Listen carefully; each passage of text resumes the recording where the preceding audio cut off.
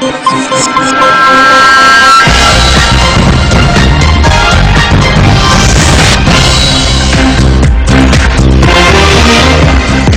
ধারায় ঘুড়ি উড়িয়ে পৌষ সংক্রান্তি উদযাপন করা হলো পুরান ঢাকায়। সন্ধ্যার পর ওড়ানো হয় ফানুস, সঙ্গে আতশবাজির বন্দির আলোয় আলোকিত রাতের আকাশ।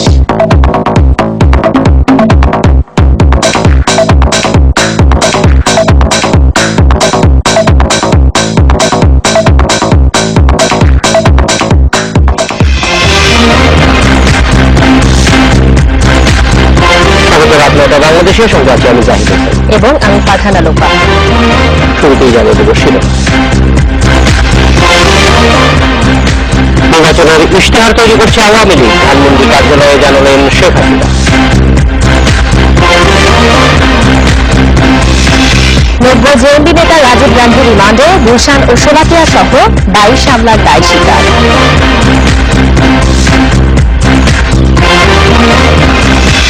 ওয়েলিংটনে ভালোই জবাব দিচ্ছে নিউজিল্যান্ড, তৃতীয় দিন শেষে 303 রানে পিছিয়ে ব্ল্যাক ক্যাপস।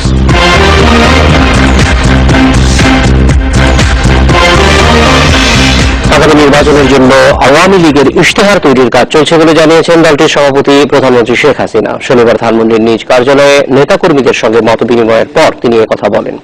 তিনি বলেন, উন্নয়ন অব্যাহত থাকলে 2021 সালের মধ্যেই মধ্যমায়ের বাংলাদেশ গড়া সম্ভব।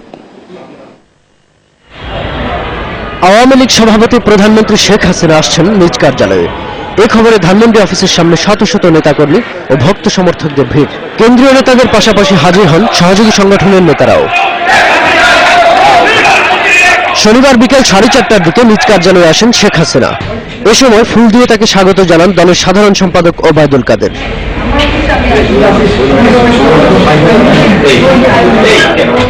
পরে মতবিনিময়ের সময় নেতাকর্মীদের দলীয় সভাপতি জানান, আগামী নির্বাচনের ইশতেহার তৈরির কাজ চলছে। এখন আবার সামনে ইলেকশন, আমাদের আগামী ম্যানিফেস্টো আমরা কি করব সেগুলি আমাদের এখনই চিন্তা ভাবনা হচ্ছে। যেহেতু আমরা 2021 সাল পর্যন্ত ইতিমধ্যে আমাদের কর্মসূচি আমরা ঘোষণা দিয়েছি, তো সেটা আমরা বাস্তবায়ন অনেকগুলি কিন্তু হয়ে গেছে, আমাদের বরং আরো বেশি আমরা করতে পারছি। এ সময় তিনি বলেন, উন্নয়নের ধারা অব্যাহত থাকলে 2021 সালের মধ্যে মধ্যমায়ের দেশ গড়া কঠিন কাজ নয়। যেখানে আমি যাই, আমাকে অন্য দেশের রাষ্ট্র প্রধান, সরকার প্রধান জিজ্ঞেস করে, অনেকেই জিজ্ঞেস করে, আপনারা এটা করলেন কিভাবে, এত দ্রুত এত উন্নতি কিভাবে করলেন, আমরা কিভাবে করলাম, এবার তাদের কাছে বিস্ময়। নেতাকর্মীদের মানুষের কল্যাণে কাজ করার নির্দেশ দিয়ে শেখ হাসিনা বলেন, সততা থাকলে যে কোনো বাধাই অতিক্রম করা সম্ভব। এবং আমি যা কিছু করবো এটা আমার জন্য না, আমার দেশের জন্য, মানুষের জন্য। এই নীতিটা যদি ঠিক থাকে তাহলে কিন্তু যে কোনো চড়াই উতরাই পার হয়ে আমি মনে করি যে কাজগুলি করা যায়। 20তম জাতীয় সম্মেলনের পর প্রথম ও তৃতীয় মেয়াদে প্রধানমন্ত্রী হওয়ার পর দ্বিতীয়বারের মতো ধানমন্ডির নিজ কার্যালয়ে এলেন Sheikh Hasina. Shahadat Hossain, independent news, Dhaka. World economic ফোরামের সম্মেলনে যোগ দিতে আগামীকাল রাতে সুইজারল্যান্ড যাচ্ছেন প্রধানমন্ত্রী শেখ হাসিনা। প্রধানমন্ত্রী সুইজারল্যান্ড সফর নিয়ে আজ সাংবাদিকদের ব্রিফ করেন পররাষ্ট্রমন্ত্রী আবুল হাসান মাহমুদ আলী। তিনি জানান, এবারই প্রথম বাংলাদেশের কোন নির্বাচিত সরকার প্রধানকে এই অনুষ্ঠানে আমন্ত্রণ জানানো হয়েছে।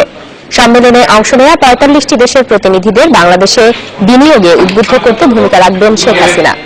জাতিসংঘ মহাসচিবের সাথে প্রধানমন্ত্রীর বৈঠক হতে পারে বলেও জানানো হয়। 16 জানুয়ারি শুরু হচ্ছে 4 দিনের এই সম্মেলন। অর্থনীতি, জলবায়ু মোকাবেলা ও নারীর ক্ষমতায়ন সহ বিভিন্ন ইস্যুতে কয়েকটি সেশনে অংশ নেবেন শেখ হাসিনা। প্রধানমন্ত্রীর সঙ্গে দক্ষিণ আফ্রিকা ও মরিশাসের রাষ্ট্রপতিদ্বয়, নরওয়ে, শ্রীলঙ্কা, নেদারল্যান্ডস ও পেরু প্রধানমন্ত্রী সহ সংশ্লিষ্ট বিষয়ে বিশ্ববিখ্যাত ব্যক্তিবর্গ সমসাময়িক বৈশ্বিক বিভিন্ন গুরুত্বপূর্ণ আলোচনায় অংশগ্রহণ করবে বলে আশা করা যাচ্ছে।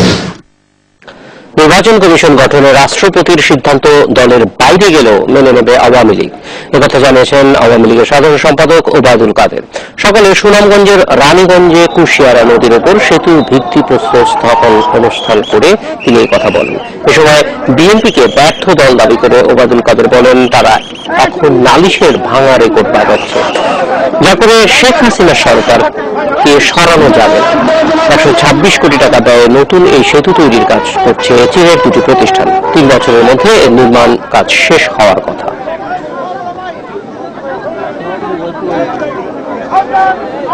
যেরূপ ইলেকশন কমিশন রাষ্ট্রপতি ঠিক মনে করবেন, যথার্থ মনে করবেন, তার প্রতি আমাদের আস্থা, সম্মান, শ্রদ্ধাবোধ সবই আছে। তিনি যা করবেন সেটাই আমরা মেনে নেব।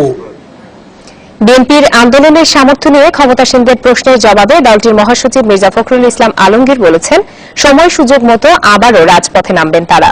দুপুরে রাজধানীর ইঞ্জিনিয়ার্স ইনস্টিটিউটে তিনি একথা বলেন। বিএনপির দুঃসময়ের জন্য সরকারের দমন পীড়নকে দায়ী করেন ফখরুল। তিনি বলেন, নির্যাতনের কারণে নেতাকর্মীদের বিচ্যুত করতে পারেনি কেউ। গণতন্ত্রের বর্তমান সংকটে দলীয় চেয়ারপারসনকে দেখে প্রেরণা নিতে কর্মীদের প্রতি আহ্বান জানান বিএনপি মহাসচিব। কখনো আমার খারাপ সময় যাবে, তখন ভালো সময় যাবে। আমরা একটা কথা খুব পরিষ্কার করে বলতে পারি, we are committed, will fight to the last. আমরা গণতন্ত্রকে আমার আদর্শকে বাস্তবায়িত করার জন্য আমাদের জীবনের শেষ রক্তবিন্দু হলেও আমরা সেই সংগ্রাম করবো, লড়াই করবো।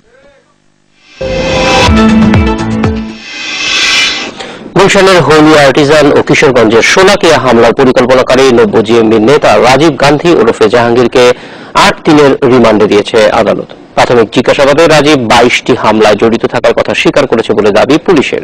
শুক্রবার রাতে টাঙ্গাইলের এলেঙ্গা বাস স্ট্যান্ড থেকে তাকে গ্রেপ্তার করে পুলিশের কাউন্টার টেরোরিজম ইউনিট। আইএসের কথিত বাংলাদেশ শাখার প্রধান তামিম চৌধুরীর ঘনিষ্ঠ সহচর রাজীব গান্ধীর আসল নাম জাহাঙ্গীর। এছাড়া সুভাষ, টাইগার, আদিল, জাহিদ সহ আরো বেশ কয়েকটি সাংগঠনিক নামও রয়েছে তার। তবে জঙ্গি সংগঠনের সদস্যরা তাকে চেনেন গান্ধী নামেই। পুলিশ বলছে, গুলশান হামলাকারী খায়রুল ইসলাম পায়েল, শফিকুল ইসলাম উজ্জ্বল ওরফে বিকাশ ও শোলাকিয়া হামলায় নিহত শফিউল ইসলামকে নব্য জেএমবিতে নিয়োগ দিয়ে হামলার জন্য বাছাই করেন রাজীব। হোলি আর্টিজান ঘটনা যেহেতু সেই সবচেয়ে আমরা এখন পর্যন্ত যাদেরকে পেয়েছি, জীবিত যাদেরকে গ্রেফতার করতে পেরেছি, তার ভিতর সেই সবচেয়ে বেশি জানে। ফলে তাকে জিজ্ঞাসাবাদের মাধ্যমে এটির যতটুকু আমাদের জানতে বাকি আছে সেটি আমরা জানতে পারবো। গুলশান হামলার আগে রাজীব পরিবার নিয়ে বসুন্ধরা আবাসিক এলাকায় থাকতেন। হামলার পর তিনি অবস্থান পরিবর্তন করেন বলে জানাচ্ছে পুলিশ। আর তার বিষয়ে তথ্য মিলে কল্যাণপুরে গ্রেপ্তার জঙ্গি রিগানের স্বীকারোক্তিতে। রংপুরের জাপানি নাগরিক হসিকলীয়, টাঙ্গাইলের দর্জি নিখিল চন্দ্র জোয়ারদার, পাবনায় পুরোহিত নিত্যরঞ্জন পাণ্ডে সহ বেশ কটি হত্যাকাণ্ডের পরিকল্পনাকারীও রাজীব, দাবি পুলিশের। উত্তরবঙ্গে যে সমস্ত ঘটনা সংঘটিত হয়েছিল, অধিকাংশ ঘটনারই আসলে কোনটির তদন্ত কাজ শেষ হয়েছে, কোনটির তদন্ত এখনো চলছে। তো সেই জায়গাগুলোতেও এই ঘটনাগুলোর সাথে রাজীব গান্ধী ওরফে জাহাঙ্গীর আলম তার সম্পৃক্ততা সেটি বেরিয়ে এসেছে। জেএমবিতে 2004 সালে যোগ দেন গাইবান্ধার রাজীব গান্ধী। শায়ক আব্দুর রহমানের জামাতা আব্দুল আলীর মাধ্যমে জেএমবিতে আসেন তিনি। ছিলেন উত্তর অঞ্চলের কমান্ডারের দায়িত্বে। Masud Curzon, internet news, Dhaka. রাতটা বাংলাদেশের ইচ্ছাটা দেখছি কিছুক্ষণের মধ্যে। ঘুড়ি ও ফানুস উড়িয়ে আজ পৌষ সংক্রান্তি উদযাপন করলো পুরান ঢাকার বাসিন্দারা। সকাল থেকে ঘুড়ি উড়াতে ছাদে ওঠেন সব বয়সীরা। সন্ধ্যায় ফানুস আর রাতের আকাশ আলোকিত হয় আতশবাজিতে। পৌষ সংক্রান্তিতে ঘুড়ির দখলে পুরান ঢাকার আকাশ। পঙ্খিরাজ, মালাদার, চন্দ্রদার, চোখদার এমন নানা নামের ঘুড়ি নিয়ে সবাই যোগ দিয়েছে শীতের উৎসবে। পুরান ঢাকার এই ঘুড়ি উৎসবের শুরু মুঘল আমলে। এরপর থেকেই প্রতি বছর পৌষ সংক্রান্তিতে সাঁকরাইনে মাতেন ঢাকাইয়ারা। সব বয়সীদের অংশগ্রহণে মুখর নগরীর প্রতিটি ছাদ। আমরা যখন ছোট ছিলাম তখন আমাদের মেয়েদের অনেক বঞ্চিত করা হতো আনন্দ থেকে। তখন শুধু আমাদের ভাইরা, চাচারা ওরা উড়াতো, আমরা শুধু দেখতাম, কিছু করণীয় ছিল না।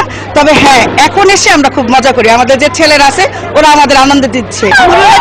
আমি সকাল থেকে রেডি হয়েছি, আমাদের কাজিনদের সাথে আমি ডান্স করছি। রোববার সারাদিন চলে ঘুড়ি উৎসব। সন্ধ্যা নামতেই আকাশে ফানুসের দল, সেই সঙ্গে আতশবাজিতে আলোকিত রাতের আকাশ। আমাদের নেক্সট জেনারেশনকে এই ধরনের ঘুড়ি উৎসব যে হয়, এই ধরনের ফায়ারওয়ার্ক, আমরা বিভিন্ন ধরনের অনুষ্ঠানের মাধ্যমে সারা দিন ব্যাপী এটা করার চেষ্টা করি, যেন এটা ভবিষ্যতের প্রজন্মরাও এটা চালিয়ে যেতে পারে, সেটাও চেষ্টা করি আমরা।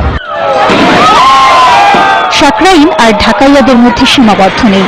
এখন এতে যোগ দিতে আসছেন নগরীর নানা প্রান্তের আবাসিকেরা।